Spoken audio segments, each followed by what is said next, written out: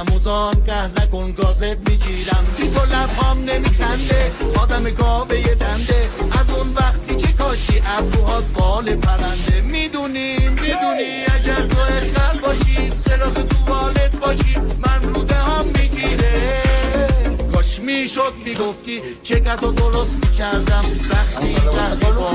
من شیر و صاف میکردم با لیلی تو بو میدی خیلی کی تو رو قشنگه کرده مست و ملنگه کرده شبیه شیلنگه کرده زمالو امشب دل من حوث تو تک کرده تا خونه با